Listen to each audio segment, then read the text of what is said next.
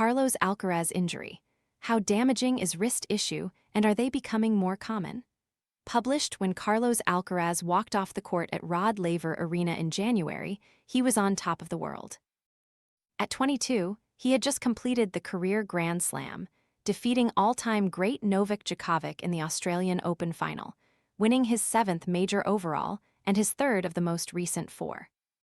A few months earlier, he had decimated his rival Jannik Sinner in the U.S. Open final in what was the most impressive performance of his illustrious career to date. But the Spaniard has now missed the French Open and Wimbledon, going 114 days without playing a competitive match due to a wrist injury he suffered in Barcelona in April. After returning to training, he has now withdrawn from the upcoming Cincinnati Open, and with the U.S. Open less than a month away, Alcaraz's ability to defend his title is in serious doubt. Tired of constantly refilling your pet's water bowl? This filtered fountain keeps water circulating and offers a generous capacity, giving cats and small dogs convenient access to flowing water. Want to get the best verified deal and see full details? Visit grabdeal.us/5 right now. So, why exactly is Alcaraz's injury proving so troublesome, and how problematic can wrist issues be for tennis players in the long run? How bad is Alcaraz's injury, and how common are wrist issues? Alcaraz has been suffering from tenosynovitis, a painful inflammation of the fluid-filled sheath that surrounds the tendon on the inside of the wrist.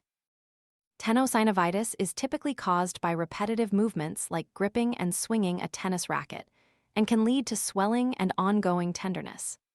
Minor cases can take weeks to recover, mostly managed by rest, but more severe issues can require significant physiotherapy and potentially even surgery, with recovery taking up to a year.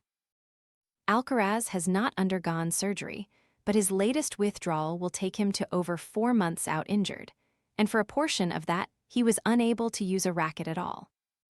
Wrist injuries are particularly worrisome for tennis players because the joint plays a key role in every contact between the racket and ball. The way the wrist rolls through a shot helps generate power, and its dexterity is vital for delicate touches like drop shots, which Alcaraz has demonstrated an impressive mastery of in his career so far. The lack of muscle surrounding the bones and tendons in the wrists also makes rebuilding strength difficult, meaning the length of absences can be difficult to predict. They're much tougher injuries. 1996 Wimbledon champion Richard Krajicek told Tennis 365. It's really difficult to reset when you start playing again after this type injury. It's not as clear-cut as tearing the ligaments in your ankle, which takes 3 or 4 months, and then you can play again.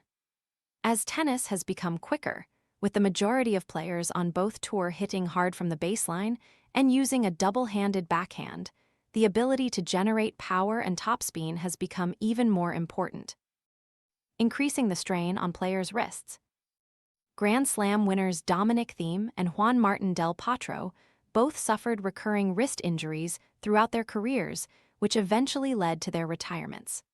Wrist injuries are becoming more significant in the game, says James Ross, a physiotherapist who works with players at Grand Slams and other tournaments. A big factor is technological improvements.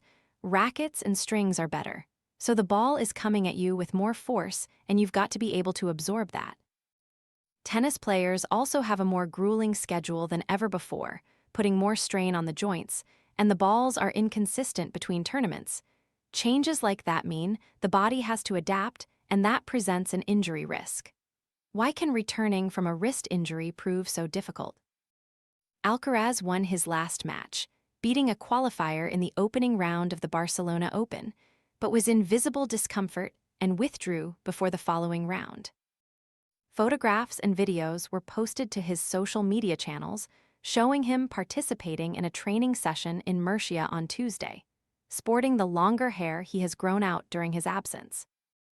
A competitive return is still a few weeks off at least, however, meaning he will at best be carrying almost 5 months' worth of rust into the U.S. Open, or at worst won't be able to play at all.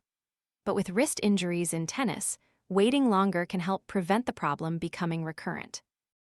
The biggest risk of injury is a previous injury, If you have had it once, you are more likely to have it in the future, Ross adds.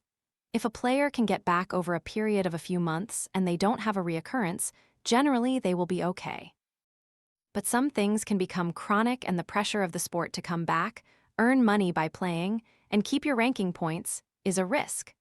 One of the key challenges, a wrist injury presence, is psychological. Once a player has suffered a painful injury in the joint which controls so much of their technique, it can be difficult to fully trust it again. Wrists aren't easy, said Andy Murray towards the end of his career, having suffered injuries in both wrists in his early 20s. When the ball is low, you know you really have to use your wrist to get the ball up and down. Or when the ball is coming fast and quite high, you need to use your wrist a lot to bring the ball down.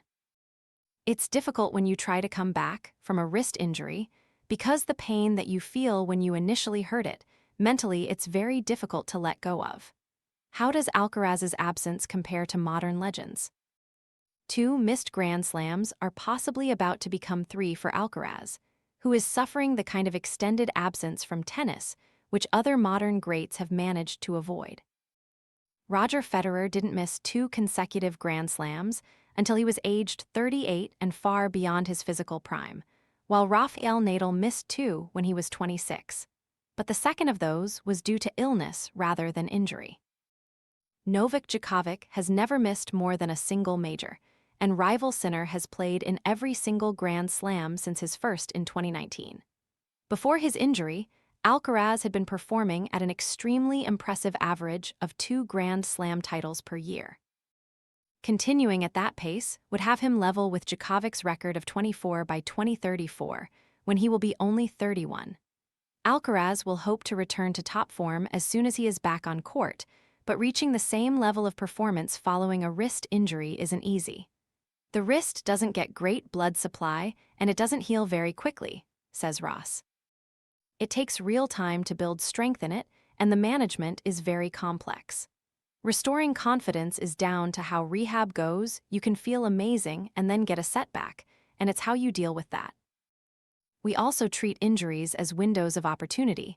You might not be able to hit a tennis ball right now, but let's work on your cardiovascular fitness, work on the core and lower body, or see how you mentally decompress and cope with having a holiday. You really have to keep the player motivated.